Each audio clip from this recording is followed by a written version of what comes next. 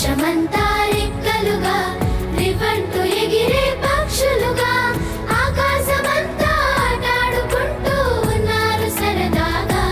ఒకరేమో సీను ఒకరేమో చున్ను కలిసారే ప్రాణంగా కురిసారే వర్షంగా.